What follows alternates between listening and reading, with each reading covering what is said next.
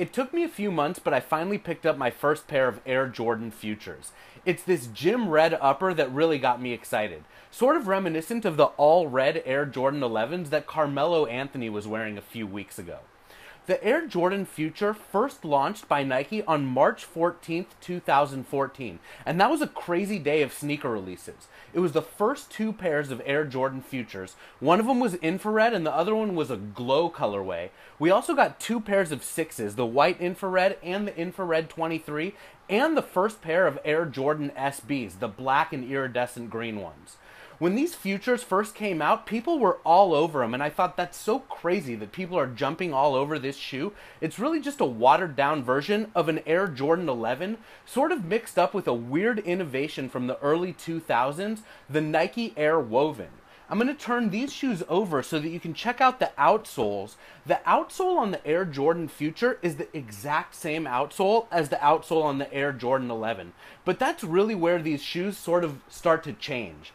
The midsoles are the same, but then as we work our way to the uppers, of course the upper of the 11 is patent leather and this ballistic mesh, and over here it's a woven shoe. Come over and have a look at these gym red Futures.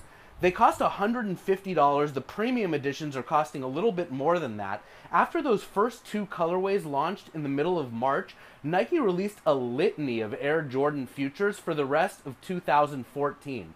They showed us 16 different colorways, and they've been coming out almost every week ever since. This gym red really got me excited. It's all about these bright red shoes, whether they're Air Jordans or Air Maxes. Sneakerheads love them. But let's have a look at the upper of this pair of shoes. Notice the interesting asymmetrical lacing on this shoe. It's reminiscent of footscapes or even soccer boots. Usually soccer boots have asymmetric lacing so that the soccer players can kick the ball without the laces getting in the way. Over here they put the asymmetrical lacing on the Air Jordan Future. I'm sort of on the fence about it. Also, you've got this crazy woven upper. It comes from the early 2000s with the Air Woven, but lately Nike's been going crazy with woven stuff and knitted stuff, with fly knits and also the most recent jacquard stuff. So it's not surprising that they took wovens and put them onto the Air Jordan 11. There's a really cool video on YouTube. If you search for HTM Nike Mark Parker, Mark talks about some of the HTM collaborations, and a very early one was in 2002 for some rainbow Air Wovens. And he talks about the Air Woven being so innovative because it's lightweight, form-fitting, and also because it doesn't waste a whole lot of material during the production of the shoes. You can imagine that with an upper like this, with leather and mesh and suede and whatnot, it has to be cut up and sewn onto each other.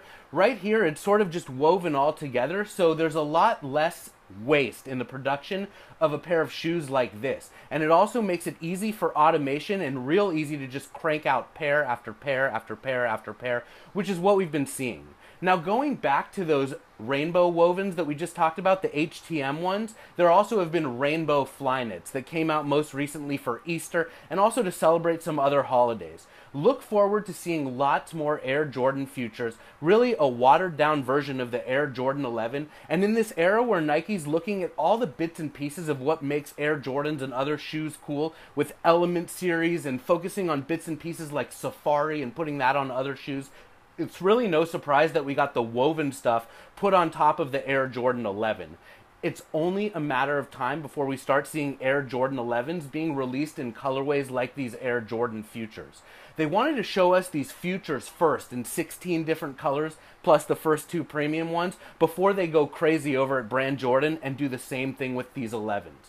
Think back just about a year ago. They teased us with that Pantone edition, the blue, all blue upper. Tinker Hatfield autographed a pair and sent it off to Usher, and it was like a big deal for a few weeks. And now this year in the holiday season, it's going to release alongside the legend blue Air Jordan 11. I'm telling you, the same thing is going to happen with those red 11s that Melo was wearing. It's only a matter of time before Nike releases the 11 in red for everyone, and probably the primary colors and every color under the sun. Just watch.